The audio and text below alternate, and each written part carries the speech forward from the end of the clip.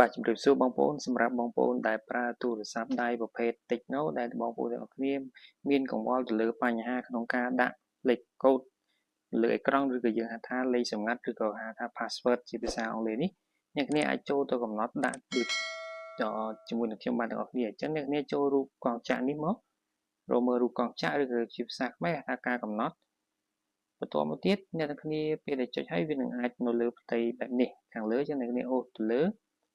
ទៅលើយើងអូសទៅលើរកពាក្យថាសុវត្ថិភាពនិងពាក្យសម្ងាត់អ្នកគ្នាចុចទៅពាក្យនឹងតែម្ដងបន្ទាប់មកវានឹងនាំអ្នកទាំងគ្នាឲ្យទៅដាក់ជាមួយនឹងចាក់សោនៅលើអេក្រង់ទូរស័ព្ទដៃអញ្ចឹងវាមានការ scan ក្រយ៉ាដៃឬក៏ស្នាមក្រយ៉ាដៃនឹងការដោះសោដោយការ scan មុខអ្នកគ្នាចង់ជ្រើសរើសពេញចិត្តមួយណាដាក់ក៏បានឬក៏អ្នកទាំងគ្នាយកខាងលើពាក្យសម្ងាត់អេក្រង់ជាប់សោមានន័យថាយើងអូសទៅលើទៅគឺវាដោះសោតែម្ដងអញ្ចឹងខ្ញុំចុចលើពាក្យអេក្រង់ដោះសរនេះមួយបន្តមកទៀតវានឹងនាំយើងទៅបន្ថែមទៀតគឺមានគ្មានអូសដោះសរលំនាំនិងពាក្យសម្ងាត់និងជាអក្សរអញ្ចឹងក្នុងជម្រើសទាំងប៉ុន្មាននេះអ្នកគ្នាអាចយកបានឧទាហរណ៍ការលំនាំនេះមានន័យថាអ្នកគ្នាអូសជាបន្ទាត់ឆ្វេងស្ដាំអីទៅណានេះនឹងមួយបន្តមកទៀតពាក្យជាលេខអញ្ចឹងអ្នកគ្នាអាចដាក់ពីចន្លោះ4ទៅដល់16ខ្ទង់គឺលេខប៉ុន្មានក៏បានដែរដែលអ្នកគ្នាដាក់ទៅដើម្បីចាំសម្រាប់មួយទៀតគឺជាអក្សរគឺវាបានលោតនៅផ្ទាំង keyboard ឬក៏យើងហៅថាក្តារចុចហ្នឹងគឺជាងចង់ដាក់បានអញ្ចឹងវាវាយចឹងមកវាអាចពី4ទៅដល់16ខ្ទង់ដូចគ្នាអញ្ចឹងខ្ញុំមិនដាក់ទេខ្ញុំសុំលុបវិញខ្ញុំដាក់ជាលេខអញ្ចឹងខ្ញុំដាក់ជាលេខខ្ញុំចូលចុចកន្លែងលេខបន្ទាប់មកខ្ញុំដាក់តែ4ខ្ទង់ឯងគឺខ្ញុំដាក់ឧទាហរណ៍7ទាំងអស់អញ្ចឹងគឺវាបើកសញ្ញាបន្ទាប់អ្នកនាងចុចសញ្ញាបន្ទាប់នេះមកចុចពាក្យបន្ទាប់ដែលមាន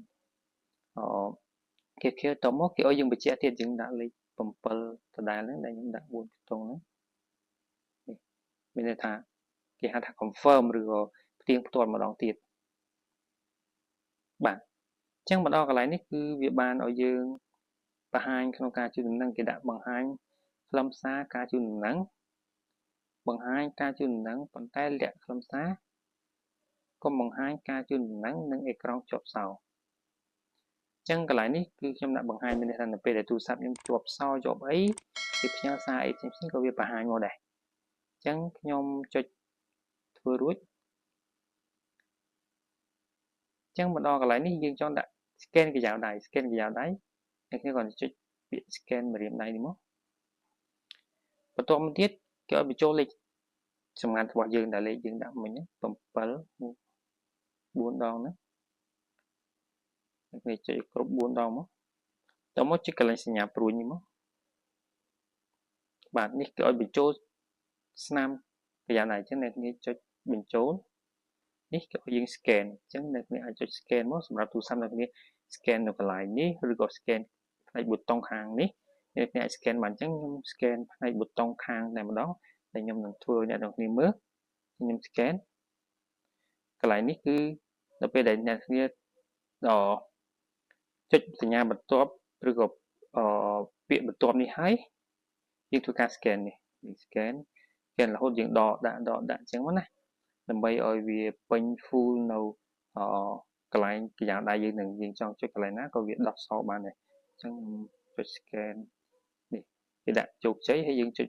បញ្ចប់មកនេះបានមួយហើយបើសិនជាអ្នកនរគ្នាចង់បន្ថែមក្រយ៉ាដៃទៀតអ្នកគាត់ទៅចុចបញ្ចូលនេះមកចង់ដាក់ជាចង្អុលដៃឬក៏ម្រាមដៃណាផ្សេងផ្នែកខាងឆ្វេងខាងស្ដាំនៃដៃយើងក៏បានដែរអញ្ចឹងជាមួយខ្ញុំត្រឡប់ទៅតែម្ដងខ្ញុំចុចបិទ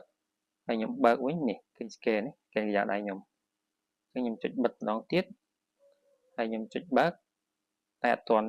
ដាក់ scan នេះគឺចេញមកបែបនេះអញ្ចឹងខ្ញុំអូសទៅលើចេះនេះវាជាប់សោអញ្ចឹងខ្ញុំចុចមកអូខេសម្រាប់វីដេអូរបស់ខ្ញុំបាទមានប៉ុណ្ណឹងបើសិនជាបងប្អូនមានចម្ងល់អីអាច comment និងសាកសួរបាន